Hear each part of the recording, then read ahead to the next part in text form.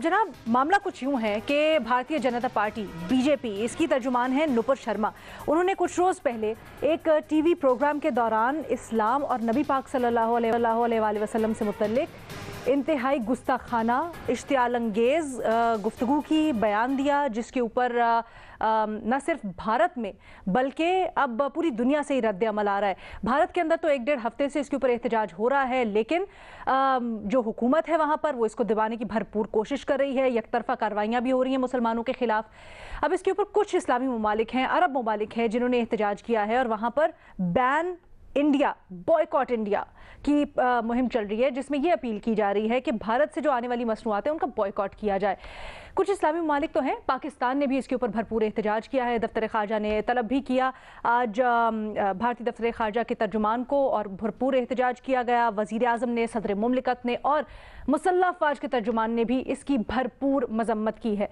अब सवाल अपने तज्ज़ियाकारों से इस पूरी सूरत हाल के ऊपर कुछ यूँ कि ये जो मुहिम चल रही है बॉयकॉट इंडिया, मुस्लिम ममालिक भारतीय प्रोडक्ट्स का बॉयकॉट करके मोदी को मुसलमान के खिलाफ नफरत अंगेजी से रोक सकेंगे, हाँ या नहीं के ऑप्शंस हैं उनके पास, और ज़रा बगौर इसका जायज़ा लेंगे पूरी सूरत हाल का। आज हमें पैनल पर ज्वाइन कर रहे हैं इरशाद भट्टी साहब, रीमा उमर साहिबा, सोहेल वड़ाइच साहब और सलीम साफ़ी साहब भी हमारे साथ मौजूद है। इरशाद भट्टी साहब, सबसे पहले आप फरमाइएगा, क्या आपको लगता है कि अगर भारत की प्रोडक्ट्स को मुख्तलिफ ममालिक बैन कर दें तो इससे ज़रा असर पड़ सकता है? दूसरा, क्या आपको लगता है कि इस्लामी ममालिक जो हैं इसके ऊपर मुत्तहिद है मामले के ऊपर एटलीस्ट? जी, पहला तो हाँ है, जवाब मेरा हाँ में है। अगर ऐसा हो जाए तो बिल्कुल फ़र्क पड़ता है।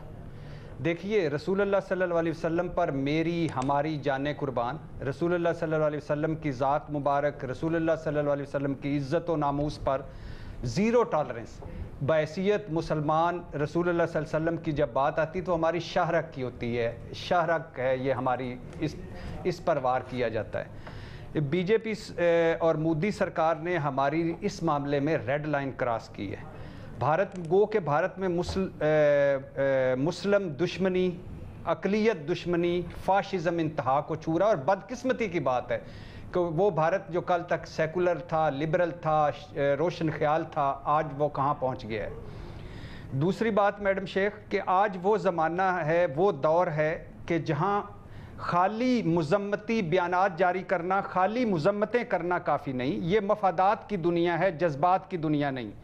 अगर आलमे इस्लाम फ्रांस वाले मामले पर इकट्ठे हो जाते, सनती और तिजारती बाइकआउट की बात कर रहा हूँ, अगर आलमे इस्लाम डेनमार्क इशू पर इकट्ठा हो जाता, या फिर मगरब और यूरोप में जहाँ जहाँ भी तौहीन रिसालत हुई, ये मुसलमान दुनिया इकट्ठी हो जाती और सिर्फ मुज़म्मतें करने की बजाय तिजारती बाइकआउट होता, सनती बाइकआउट होता, तो आज ये सूरत हाल ना होती और भारत में ये बात ना होती।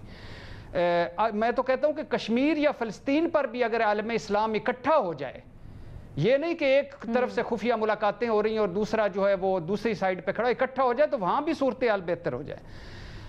मैडम, ये नहीं हो सकता कि आप एक तरफ माने हुए, जो माना हुआ है मुसलमानों का कातिल मोदी, उसको उसके साथ, उसके भारत के साथ आप राज्य के तिजारतें करें, उसे अपने आला सिविलियन अवार्ड से नवाजें, और फिर हल्की फुल्की मौसीकी पर आप मुज़म्मतें करें जब कोई मुस्लिम दुश्मनी हो। ऐसा नहीं हो सकता।